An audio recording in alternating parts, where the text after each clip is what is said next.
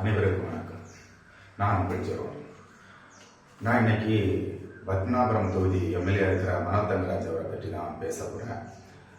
மனோ தங்கராஜ் அவர்கள் எப்படி எம்எல்ஏ ஆனார் அப்படின்னு சொன்னாச்சுன்னா, இல்லை எப்படி என்ன எம்எல்ஏ ஆகி மக்களுக்கு என்னென்ன திட்டங்களை செய்தார், இல்லை மக்களுக்கான என்னென்ன அரசு உதவிகளை பெற செய்தார்னு பார்த்தாச்சுன்னா பெரிய ஜீரோ தான் இருக்கும்.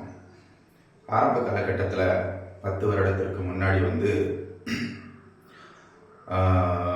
சித்திரங்கோடு ஜங்ஷன்ல இருந்துட்டு போராட்டம் உள்ள பேரில் மக்களை ஏமாத்தினார். அப்போ என்னன்னா ஏடிஎம்கே ஆட்சி நடந்துட்டு இருக்கிற நேரத்தில் நான் மக்களுக்கு அதை செய்வேன் இதை செய்வேன் அப்படின்னு சொல்லிட்டு கல்குவாரியை முற்றிலுமாக நான் நிப்பாட்டிடுவேன் அப்படின்னு சொல்லிட்டு பொய்யான வாக்குறுதிகளை கொடுத்து என்ன பண்ணாங்கன்னா எப்படியோ எம்எல்ஏ சீட்டு வாங்கி போட்டாங்க. மக்களும் என்ன பண்ணிட்டாங்க, நம்பிட்டாங்க. ஆனால் இன்னைக்கு வர அந்த சித்திரங்கோடு அதை சார்ந்த மலை பகுதிகளில் கஞ்சிக்குழியா இருக்கட்டும், காயக்கரையா இருக்கட்டும், அந்த ஏரியா பகுதியில் இன்னும் எதுவுமே இன்னும் கல்குவாரிகள் உடைக்க அதிகமாக தான் உடைச்சிட்டு இருக்காங்களே தவிர இன்னும் அது நின்ன பாடே கிடையவே கிடையாது. ஏன்னா இவங்க இப்போ இதாக ஷார்ட்டாக சொல்லணும்னா இவங்க திருடல்ல மலைகளை கொஞ்சம் கொஞ்சமாக அழிச்சு அப்படி விற்கிறாங்க. சேல்ஸ் ரெப்ரசன்டேட்டிவ் யார் இருக்காருன்னா மனோ தங்கராஜ் இருக்காரு. இந்த ஏரியாவில் பார்த்துச்சுன்னா கன்னியாகுமரி மாவட்டத்தில் பொறுத்தவரையில் பத்மநாபபுரம் தொகுதியை பொறுத்தவரைக்குன்னா இயற்கை வளம் இந்த கொளிக்கிற இடம் தாக்கும் இந்த பத்மநாபபுரம் தொகுதி ரொம்ப அழகான ஏரியா. யாராவது வெளியிலேருந்து டூரிஸ்ட் ஆட்கள் பத்மநாபபுரம் வந்தாலே எங்கள் ஏரியாவுக்கு வந்தாலே இயற்கை காட்சிகளை பார்த்துட்டு அவன் போகாமல் இருக்கவே மாட்டான். அப்படியே ஸ்டன்னாக வந்த அளவு அழகாக இருக்கும். ஆனால் இன்னைக்கு அந்த சித்திரங்கோடு ஏரியாவில் போயாச்சுன்னா மனுஷன் போகவே மாட்டான். ஏன்னா இப்போ நீங்கள் போயிட்டு திருப்பி ரிட்டர்ன் வந்தாச்சுன்னா உடம்பு ஃபுல்லாக கருப்பாக இருந்ததெல்லாம் வெள்ளையாகி விட்டுரும். அந்த அளவுக்கு பொடி பாறை பொடி 2 பக்கமும் மலைகளை உடைச்சி கடந்துட்டே இருக்கிறாங்க. ஒரு சித்திரங்கோட்டில் இருந்து அந்த ஏரியாவில் ஒரு 10 நிமிஷம் நின்று பாருங்களேன், 100, 200, 300 வண்டி போகும், சரசரையா போகும். ஒரு நிமிஷத்துக்கு பார்த்தீங்கன்னா கேப்பே இருக்காது, அப்படியே ஊர்வலம் போகிற மாதிரி இருக்கும். அந்த அளவு மலைகளை எல்லாம் உடைச்சி கடத்திட்டு இருக்கிறாரு நம்ம மனோ தங்கராஜ் அவர்கள். இவரு தான் என்ன பண்ணாருன்னா, ஏடிஎம்கே ஆட்சியில் நான் மலைகளை இயற்கை வளங்களை பாதுகாப்பேன், சுற்றுச்சூழலை பாதுகாப்பேன், எந்த ஒரு மக்களுக்கு தீங்கு விளைவிக்காத அளவு நான் பத்மநாபபுரம் தொகுதியை நான் கொண்டு வருவேன் அப்படின்னு சொன்னாங்க. ஆனா இன்னைக்கு வர பத்மநாபபுரம் தொகுதியில எந்த ஒரு விஷயமே அவர் முன்னெடுத்ததே கிடையாது. இந்த அவ்வளவு பாறைகள், அவ்வளவு உயர்ந்தமா இருந்த பாறைகள் எல்லாமே தரைமட்டமாக இன்னைக்கு குளங்களா இருக்கு. ஒரு அரசு வரம்பு உண்டு, இந்த அளவுக்கு மேல பாறைகளை உடைக்க கூடாது அப்படின்னு சொல்லிட்டு ஒரு வரமுறை உண்டு. ஆனா என்னன்னா மனோ தங்கராஜ் அவர்கள் அப்படி கிடையாது. அதுக்கும் கீழே ஏன்னா பணம் வரதுல கோடி கோடி கோடி கோடி கோடி கணக்குல பணம். இப்போ அவருடைய வளர்ச்சியை பார்த்தாச்சுன்னா எம்எல்ஏ ஆகுறதுக்கு முன்னாடி எப்படி இருந்த மனோ தங்கராஜ் எப்படி இருக்காரு, இப்போ மனோ தங்கராஜோட சொத்து மதிப்பு எப்படி இருக்குன்னு பார்த்தாச்சுன்னா மக்கள் அனலைஸ் பண்ணாலே உங்களுக்கு தெரியும் அவருடைய வளர்ச்சி எப்படி போயிட்டு இருக்கு அப்படின்னு சொல்லிட்டு. இதுல வேற கூட்டு சேர்க்கிறது யாருன்னா அவருடைய மகன் ரெஜிமோன். இவரு டைரக்டா போய் டீல் பண்ண மாட்டாரு. எல்லா கல்குவாரிலையும் கோடிக்கணக்கில் கையாட பண்றதே யாருன்னா அவருடைய மகன் தான். இங்க பார்த்தாச்சுன்னா மினி தாதாவாட்டு பத்மநாபபுரம் தொகுதிக்கு செயல்பட்டு இருக்கிறதே அவருடைய மகனான ரெஜிமோன் தாக்கம். அப்போ என்னன்னா இந்த கல்குவாரிக்காரங்களை மிரட்டி எனக்கு இவ்வளவு பெர்சன்டேஜ் பணம் வேணும் அப்படின்னு சொல்லிட்டு மிரட்டி அவங்க தலைமுறைக்கு சொத்தை சேர்த்தாச்சு. அதே போல பினாமி பேர்ல பார்த்தாச்சுன்னா கனரக வாகனங்கள், ஏகப்பட்ட வாகனங்களை வாங்கி சேர்த்தாச்சு. அப்ப அவருக்கு இந்த வாட்டி எலெக்ஷன் நின்னா என்ன நிக்கட்டா என்ன தலைமுறை பேர பிள்ளைக்கு பிள்ளை அந்த அளவுக்கு சொத்துக்களை சேர்த்து வச்சாச்சு மனோ தங்கராஜ் அவர்கள். இப்ப நான் என்ன சொல்றேன் அப்படின்னு சொன்னாச்சுன்னா இவரு மறுபடியும் பத்மநாபபுரம் தொகுதிக்கு வேணும் அப்படின்னு சொல்லிட்டு இருக்கிறாரு. நான் என்ன சொல்றேன் அப்படின்னு சொன்னா பத்மநாபபுரம் தொகுதிக்கு மனோ தங்கராஜ் ஒருத்தே கிடையாது. அவர் ஒண்ணுமே செஞ்சுட்டு இல்லை. அதுக்கு ஃபார் எக்ஸாம்பிள் பார்த்தாச்சுன்னா முதல்ல கல்குவாரியை நான் எடுத்துக்கிறேன். இந்த கல்குவாரியில பார்த்தாச்சுன்னா அவ்வளவு மலைகளையும் கடத்துறாங்க. மலைகள் அவ்வளோ பாறைகள் உடைச்சிட்டு ரகசியமா போகுது. இங்க பக்கத்து இங்கன்னு பார்த்தா ஒரு 40-45 கிலோமீட்டர் வந்து பார்த்தாச்சுன்னா கேரளா. அந்த கேரளாவுக்கு கடத்துறாங்கன்னா இங்கு இருக்கிற மக்களுக்கு ஒரு வீடு வைக்கிறது கூட ஒரு கல் கிடைக்க மாட்டேங்குது. ஆனா அவ்வளோ வந்து பெரிய பெரிய 12 வீடு 18 வீடு இந்த மாதிரி பெரிய பெரிய டாரஸ்ல வந்து பார்த்தாச்சுன்னா கல்லை வந்து கடத்திட்டு இருக்காங்க. ஆனா ஒரு பாவப்பட்ட ஒரு ஏழை ஒரு வீடு வைக்கணும் அப்படின்னு சொன்னாச்சுன்னா ஒரு சின்ன டெம்போல வந்து கல் வாங்கணும்னா அது கனவு போல இருக்கு. 2 நாளைக்கு முன்னாடியே போய் கல்குவாரியில காத்து கிடக்கணும். அந்த அளவு மக்கள் கஷ்டப்படுறாங்க. புரியுதுங்களா? அப்போ அரசுக்கு வர்ற வருமானத்தை விட வந்து இந்த எம்எல்ஏ இருக்கிற அமைச்சரா இருக்கிற மனோ தங்கராஜுக்கு கஜானா வந்து என்னன்னா பெருகிட்டு தான் இருக்கு. அப்போ என்ன கல்குவாரியை நான் ஒழிப்பேன், என் ஆட்சிக்கு வந்தா கல்குவாரியை ஒழிப்பேன் அப்படின்னு சொல்லிட்டு இருக்கேன். கல்குவாரியும் ஒழிக்க மாட்டாரு. இந்த ஆட்சி வந்து 2026 இருக்குமான்னு கேட்டா எனக்கு தெரிஞ்சு இருக்காதுன்னு நினைக்கிறேன். அந்த அளவு ஊழல், கோடி கோடி கோடி கோடி கோடி கோடி கணக்கில் ஊழல் நடந்துட்டு இருக்கு. அதுல ஒரு வந்து பெரிய முதலை வந்து எங்க பத்மநாபபுரம் தொகுதிக்கு உட்பட்ட மனோ தங்கராஜ் அவர்கள். இப்போ அடுத்தது பார்த்தாச்சுன்னா இப்போ நம்ம தக்கலை பஸ் ஸ்டாண்டை வந்து ஓபன் பண்ணாங்க. நிஜமா உள்ளது பார்த்தாச்சுன்னா இவ்வளவு போல இருக்கும் ஒரு வாழத்தார். என்ன அவசரமோ என்னமோ தெரியாது. இவர் கல்வெட்டுல வந்து மனோ தங்கராஜன்னு அப்படியே கல்வெட்டுல வந்து முத்திர பதிக்கணும் போல இருக்கு. அந்த அளவுக்கு வந்து அடிப்படை வசதிகளே கிடையவே கிடையாது. காங்கிரீட் 4 பக்கமும் மறைச்சு வச்சிருக்கிறாங்க. அதுக்கப்புறம் பார்த்தாச்சுன்னா ஒரு காங்கிரீட் தளம் கூட வந்து சரியா போட்டுட்டு இல்லை. நான் ஏற்கனவே வந்து என் முகநூலில் வந்து நான் பதிவு போட்டிருந்தேன். கழிப்பறை வசதிகள் கிடையாது. மக்கள் உட்கார்ந்து இருக்கிற வெயிட்டிங் இது கிடையாது, வெயிட்டிங் சேர் கிடையாது, ஒன்றும் கிடையாது அதுல. அப்புறம் ஒரு ஈபி வந்து பார்த்தீங்கன்னா நடுவில் தொங்கிட்டு நிற்குது. இந்த மாதிரி எந்த ஒரு 30% ஒர்க் தான் நடந்திருக்கு. ஆனா அவங்க என்ன பண்றாங்கன்னா பஸ் ஸ்டாண்டை நான் திறந்துட்டேன், தக்கலை பஸ் ஸ்டாண்டை திறந்துட்டேன் அப்படின்னு சொல்லிட்டு ஃபுல்லா ஆட்களை வந்து ஓபன் பண்ணி முடிச்சுட்டாங்க. நாங்க எங்களுடைய தமிழக வெற்றி கழகத்தின் சார்பாக வந்து நாங்க போகிறோம். இந்த மாதிரி பஸ் ஸ்டாண்டு திறந்துட்டாங்க. என்னடா பஸ் ஸ்டாண்டு திறந்துட்டாங்களா? இப்பதானே வேலை நடந்துட்டு இருந்து, அதுக்குள்ள எப்படி முடிச்சுட்டாங்க அப்படின்னு சொல்லிட்டு அங்க போய் பார்த்தாச்சுன்னா பஸ் ஸ்டாண்ட்ல 30% ஒர்க் தான் நடந்துட்டு இருந்து, அப்பவும் நடந்துட்டு இருக்காங்க. ஆனா எந்த ஒரு இதுவும் இல்லாம அவங்க திறந்து வச்சுட்டு போயாச்சு. கேட்டா மக்கள்கிட்ட வந்து அந்த பொய் பரப்புறதுலே இருப்பாங்க. ஏன்னா அவங்களும் ஏகப்பட்ட ஐடி விங் வச்சிருக்காங்க.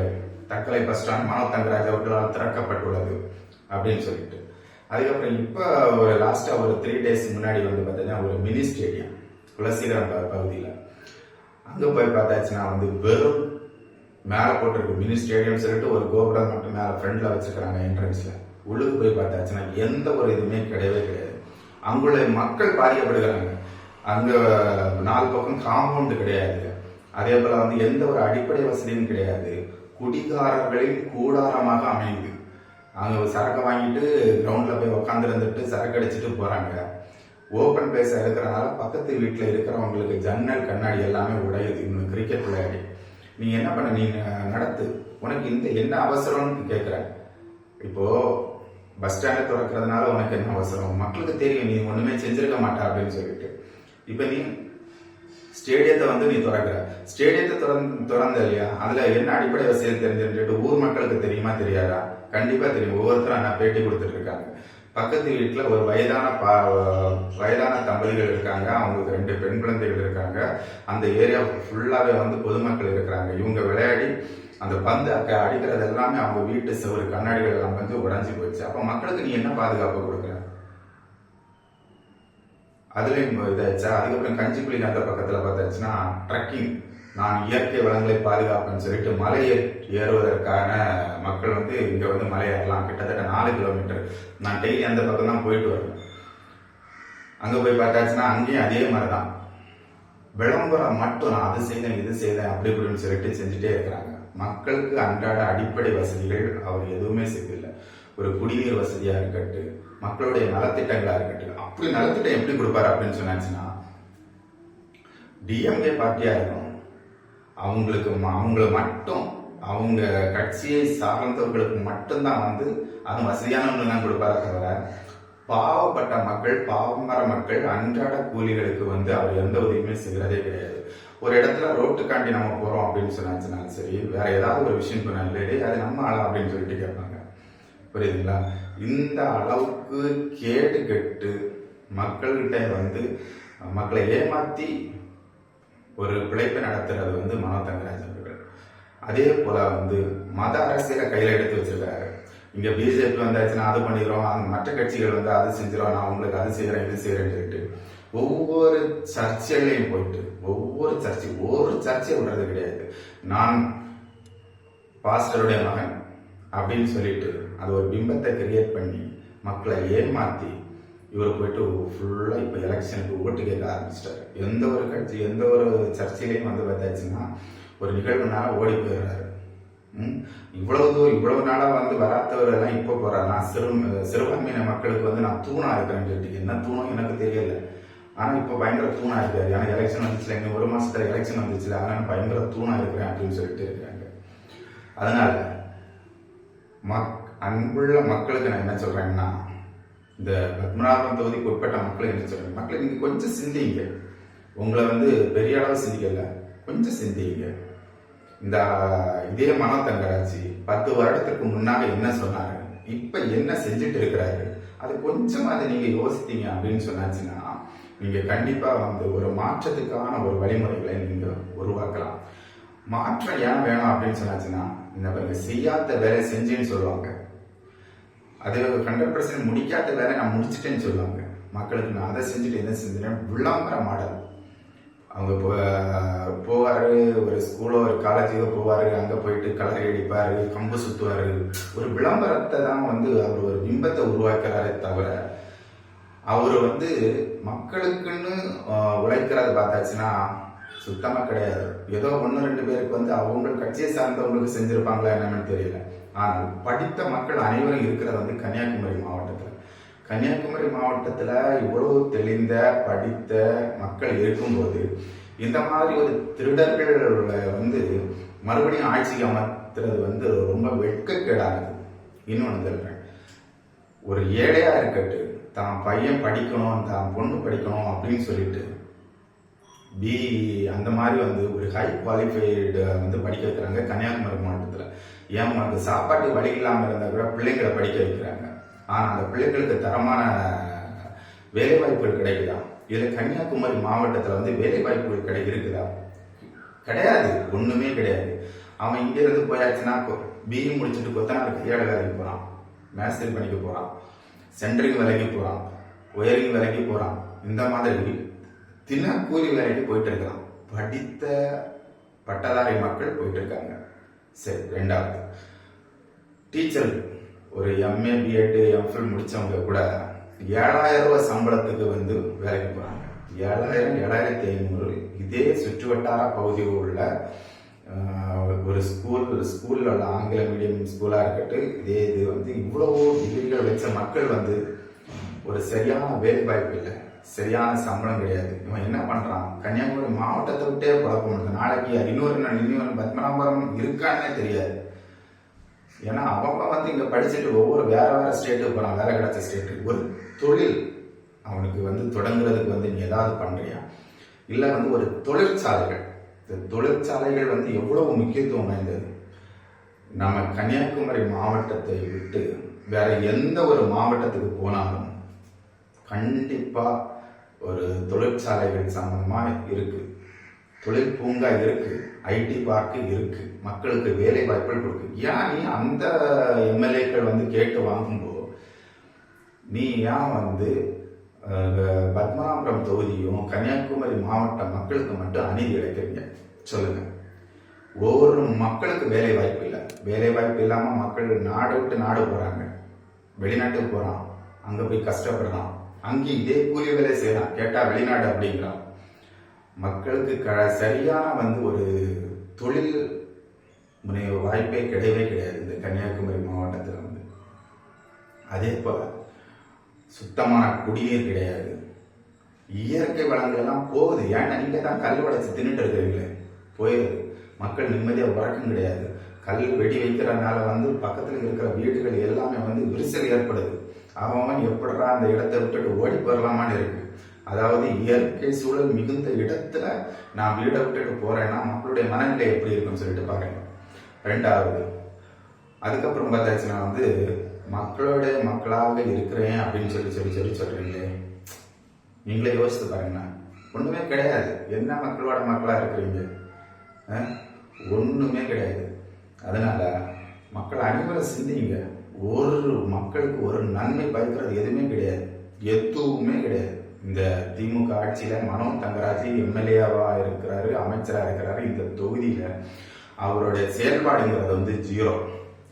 அதனால அனைத்து மக்களும் வந்து கொஞ்சம் சிந்திங்க. மாற்றத்தை ஒரு மாற்றத்தை உருவாக்கும். ஒரே ஆள் வந்து எப்போ எம்எல்ஏ இன்னைக்கு ஓட்டுக்கு வந்து 2000 ரூபாய் தரான்னு வச்சுங்க, 500 ரூபாய் தந்தாங்க வச்ச மக்கள் இன்னும் நிறைய பேர் மாறவே இல்லை. அதான் எல்லாம் ஓட்டு போடுறோம் எல்லாம் கடைசி ராத்திரியில கொண்டு 500 ரூபாய், 1000, 2000, 5000 கொண்டு கொடுக்குறான். உடனே ஓட்டு போடுறான். இந்த 2000 ரூபாய் தரதுனாலயோ, 1000 ரூபாய் தரதுனாலயோ, 5000 ரூபாய் தரதுனாலே உங்களுடைய 5 வருடம் வந்து உங்களுடைய கஷ்டங்கள் தீருதா?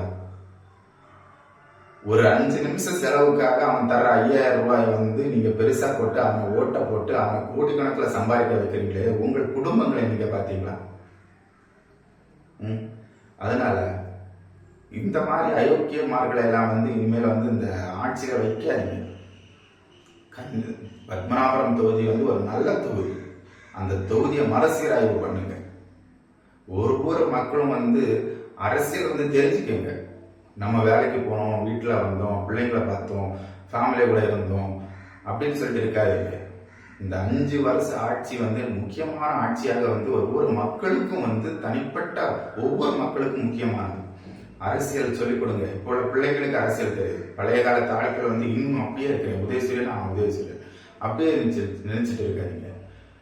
ஒவ்வொரு காலகட்டத்திலையும் வந்து அரசியலை பற்றி கொஞ்சம் தெரிஞ்சுக்கோங்க. அடுத்த இந்த ஆட்சியில என்ன பண்ணாங்க, என்ன செஞ்சாங்க, எனக்கு என்ன செஞ்சாங்க, நான் நாளைக்கு வந்து இவனுக்கு ஓட்டு போட முடியுமா அப்படின்னு சொல்லிட்டு கொஞ்சம் பாருங்க. பார்த்தா மட்டும்தான் வந்து நெக்ஸ்ட் லெவலுக்கு வந்து போக முடியும். இதே இது வந்து கண்ணை மூடிட்டு அந்த 2000 ரூபாய்க்கு கொண்டு போய் ஓட்ட போட்டுட்டீங்கன்னா கடவுளான கூட உங்களை காப்பாற்றவே முடியாது. அதனால வருகிற 2026 சட்டமன்ற தொகுதியில் வந்து முக்கியமா எங்க தமிழக வெற்றி கழகம் வந்து ஒரு நல்ல ஒரு வேட்பாளரை கழகம் இறக்கும். கண்டிப்பா இந்த வாரத்துல வந்து தெரிஞ்சிடும். ஒரு நல்ல ஒரு வேட்பாளர், கண்டிப்பா மக்களுக்கான வேட்பாளர். இங்க யாருமே பணக்காரன் பாவம் அப்படின்னு எல்லாமே கிடையவே கிடையாது. மக்களுக்காக உழைக்கிறவன் மட்டும்தான் வந்து இங்க தேர்ந்தெடுப்பாங்க. இங்க பண அரசியலோ இல்ல பெண அரசியலோ இங்க கிடையவே கிடையாது.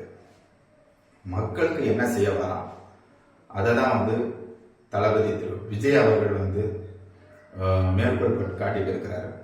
யாருக்குமே தெரியாது. ஒவ்வொருத்தரையும் வந்து ஒவ்வொரு வேட்பாளருக்கு வந்து நாமினேஷன் பண்ணுகிற ஒவ்வொருத்தரையும் வந்து அவர் விசாரிச்சு கொண்டு இருக்காங்க. அதனால பத்மநாபபுரம் தொகுதிக்கு ஒரு நல்ல வேட்பாளர் கண்டிப்பா களம் இறக்குவாங்க. அதனால தமிழக வெற்றி கழகத்துக்கு போடுங்க. கண்டிப்பா வந்து அவர் என்ன சொல்றாருன்னா, நான் என் கையில இருந்து நான் போடவே வேண்டாம். ஒவ்வொரு பட்ஜெட்லையும் பார்த்தாச்சுன்னா ஏகப்பட்ட இப்ப பார்த்தீங்கன்னா ஒரு மாநில பட்ஜெட்டே வந்து 4.35 லட்சம் கோடிகள் வருது. இவ்வளவு வந்த மக்களுக்கு எல்லாமே செஞ்சிடலாமே. ஒரு நல்ல சுகாதாரமான தண்ணி கிடைக்கும், நல்ல ஹாஸ்பிட்டாலிட்டி கிடைக்கும், நல்ல போக்குவரத்து கிடைக்கும், வேலை வாய்ப்புகள் கிடைக்கும். மக்களுக்கு வந்து இலவசங்களை கொடுக்காமலே வந்து பார்த்தாச்சுன்னா மக்களுக்கு ஒரு உழைப்புகளை ஒரு ஏற்படுத்தி அவங்களுக்கு ஒரு வருமானம் செய்கிற அளவுக்கு வந்து தமிழ்நாட்டு மக்களை உயர்த்தலாம். ஆனால் கிடையவே கிடையாது. இத்தனை கோடி ரூபாய் பட்ஜெட் வந்தாலும் அதில் 30% வந்து திமுக காரங்க அடிச்சுட்டு போயிடுறாங்க. அதில் 10% வந்து நம்ம ஸ்டாலின் ஐயா போயிடுது. அவங்க அடிச்சதுலே இருக்கிறாங்களே தவிர மக்களுக்கு வந்து நம்ம இதை செய்வோம். ஒரு கடன் வாங்கினா ஒன்று வாங்கினா இத்தனை கோடிகள் மாநில பட்ஜெட் 4.39 லட்சம் கோடிகள் புரியுதா? அதில் வந்து வேற யார்கிட்டயோ கடன் வாங்க வேண்டிய எந்த ஒரு பேங்க்ல கடன் வாங்கிட்டா ஒன்றும் வாங்கினா அதை சரியான முறையில் கையாண்டு மக்களுக்கு சரியான விதத்துல வந்து அதை போய் சேரும். ஒருத்தன் வந்து தான் பாக்கெட்ல தான் வைக்கணும்னு அவசியமே கிடையவே கிடையாது. அதனால மக்களுக்கு வந்து தேவைகளை பூர்த்தி செய்யறதுக்கே வந்து பார்த்தாச்சுன்னா நம்ம கொடுக்குற பட்ஜெட்ல மாநிலத்துக்கு வந்து கொடுக்குற அந்த பட்ஜெட்டுக்குள்ள கொடுக்குற அந்த பணமே வந்து போதுமானதாக இருக்கிறது. இதில் மக்களை சிந்திங்க. கள்ளம் கபடமற்ற தூய ஆட்சி வேணும் அப்படின்னு சொன்னாச்சுன்னா தமிழக வெற்றி கழகத்துக்கு விசில் சின்னத்துக்கு 2026 இந்த வர்ற சட்டமன்ற தேர்தல் இன்னும் 2 மாதங்கள் தான் உள்ளது. அதில் வந்து நீங்கள் உங்களுடைய வாக்குகளை அழியுங்கள். யாரோட விமர்சனம் பயங்கரமாக விமர்சனம், அவன் என்ன பண்ணான் இவன் என்ன செஞ்சான் அப்படின்னு சொல்லிட்டு சொல்லுவாங்க. மாற்றத்துக்கான வழி வைக்கிறதே வந்து மக்கள் தான். மக்கள் மாற்றமே வந்து வேண்டாம் அப்படின்னு சொன்னாச்சுன்னா எதுவுமே நடக்காது. இதே மாதிரி தான் கொள்ளைக்காரனும் கற்பழிப்பும் நடந்துகிட்டே இருக்கும். மக்களுக்குன்னு ஒரு விடிவு காலம் வரவே வராது. அதனால தயவு செய்து இந்த வருட இந்த நடக்க போற சட்டமன்ற தேர்தலில் உங்களுடைய வாக்குகளை சிந்தித்து வாக்குகளை அளியுங்கள். குறிப்பாக தமிழக வெற்றி கழகம் வந்து மிக மிக சிறப்பாக இந்த பத்மநாபபுரம் தொகுதியிலே வந்து வீடு வீடா ஒவ்வொரு விஷயத்துக்கும் போராட்டம் நடத்திட்டு தான் இருக்கு. கல்குவாரியிலிருந்து இப்போ போய் பார்த்தாச்சுன்னா தக்கலை பஸ் ஸ்டாண்டில் போய் பார்த்தாங்க, மக்களுக்கு அடிப்படை வசதிகள் இல்லை அப்படின்னு சொல்லிட்டு பார்த்தாங்க. அப்படி ஒவ்வொரு ஒரு மக்கள் கஷ்டம்னு சொல்லிட்டு போய் ஒரு தொண்டர்கிட்ட, அதாவது தமிழக வெற்றி கழகத்தை சார்ந்த ஒரு அடிப்படை தொண்டர்கிட்ட போய் சொன்னாலே அவங்க கண்டிப்பா வந்து அவங்க உதவி பண்ணிட்டு தான் இருக்காங்க. அதனால கொஞ்சம் சிந்தித்து இந்த இந்த 2026 நீங்க வாக்கு செலுத்தப்படும் போது நீங்க விசில் சின்னத்துக்கு உங்கள் ஓட்டுகளை கொடுங்க. நீங்க இந்த வாக்கு கொடுத்தீங்க தெரியுமா, அந்த ஓட்டு கொடுத்தீங்க, இந்த ஓட்டுக்கு பிரதிபலிப்பா நீங்களே நினைப்பீங்க, நம்ம இந்த வாட்டி ஓட்டு போட்டது நல்லதா போச்சு, நமக்கு இப்படியெல்லாம் செய்யறாங்களே அப்படின்னு சொல்லிட்டு நீங்க சந்தோஷப்படுற அளவுக்கு உங்களுடைய அந்த தமிழக வெற்றி கழகம் வந்து சிறப்பாக செயல்படும். அதுவும் குறிப்பாக வந்து இப்ப பார்த்தாச்சுன்னா கிருஷ்ணகுமார் அவர்கள் வந்து மிக சிறப்பான நம்மளில் ஒருத்தன் தான். பெரிய பணமோ அப்படின்னு நான் ஒரு ஏழைக்கு ஏழையாக இருந்து ஒரு வீட்டுக்கு என்ன வாழ்வாதாரத்துக்கு என்ன பிரச்சனையோ அதை நின்று ஒரு மகனாக இருந்து அவர் செயல்பட்டு வர்றார். அந்த அளவுக்கு ஒரு மாவட்ட செயலாளர் வந்து தமிழக வெற்றி கழகத்தில் திரு விஜய் அவர்கள் வந்து நமக்கு தந்திருக்காங்க. சின்ன பசங்க அப்படின்னு சின்ன பசங்க தான் வந்து நாளைய எதிர்காலத்தை தீர்மானிக்கிறவங்க. அதனால கண்டிப்பா தமிழக வெற்றி கழகத்துக்கு விசில் சின்னத்துக்கு நீங்க ஓட்டுகளை போடுங்க. உங்களுடைய பத்மநாபபுரம் தொகுதி மட்டும் இல்லை, தமிழ்நாடு முழுவதுமே வந்து நிறைய தமிழக வெற்றி கழகத்தை சார்ந்த அன்பு தம்பிகள் அண்ணன்மார்கள் எல்லாமே வந்து தயாராக இருக்கிறாங்க. மக்களுக்கு உதவி செய்ய வேண்டும், தமிழ்நாட்டை வல்லரசு ஆக்க வேண்டும் என்று ஒரு உறுதுணையோடு இருக்கிறாங்க. அதனால உங்களை ஓட்டுகள் எல்லாமே இந்த வருஷம் சிதற விட்டுறாதீங்க. தமிழக வெற்றி கழகத்திற்கு விசில் சின்னத்துக்கு போடுங்க என்று தாழ்மையுடன் கூறி விடைபெறுகிறேன்.